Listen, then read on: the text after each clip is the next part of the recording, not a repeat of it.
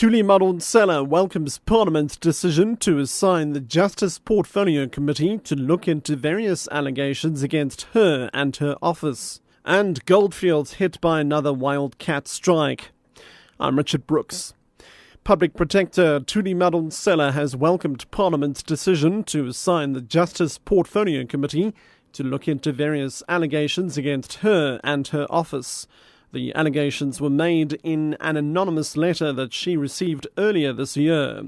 The most damaging allegation is that she sat on a report about the Midvaal municipality, which was won by the DA in the last local elections. Madonsela explains. When the report was brought to me, it was after the elections. In that office, all decisions are made through memo systems. Reports are not just thrown at you as you are going through the door. I think implied in that allegation is that I sat on that report to make sure that the DA wins the elections in Midvaal.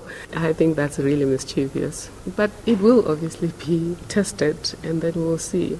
And I hope the ANC in Midvaal will be part of that investigation, because I worked there with a certain mistake. And then ask whoever is accusing me to say what was in that report that I removed. Gold producer Goldfields has been hit by yet another wildcat strike. This takes the number of its striking workers to well over 20,000. The company's KDC East operations have now also ground to a halt following strike action that began with the evening shift yesterday. The company is already battling a more than a month-long strike action at its KDC West operation. Both mines are situated near Coltonville on Gauteng's far West Rand. Goldfield spokesperson Willie Jacobs. KDC East employees last night joined the strike. Already the KDC West people are on strike. 8,000 of the 12,500 employees of KDC are now on strike. So that brings the total of people on strike at KDC East and West to about 23,000. We haven't got specific reasons from the KDC East people yet. The Hawks expect to make more arrests in the fraud case around the construction of Mpumalanga's Mbombela Stadium ahead of the 2010 Soccer World Cup. This follows yesterday's arrest of former Mbombela municipal manager Jacob Gladler, who is expected to appear before the Nelspruit Regional Court this afternoon.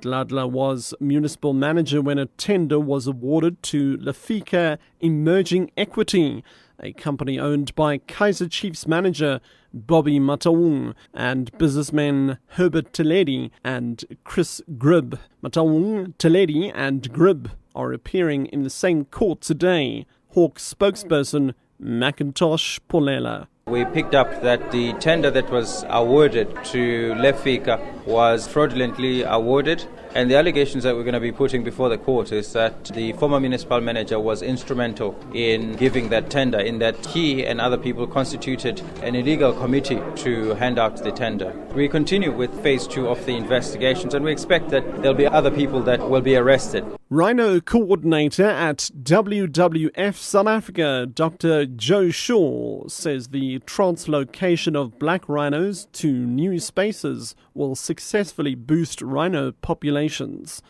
13 black rhinos have recently been translocated from Izimvelo KZN wildlife reserves to another property in northern KZN as part of the WWF's Black Rhino Range Expansion Project.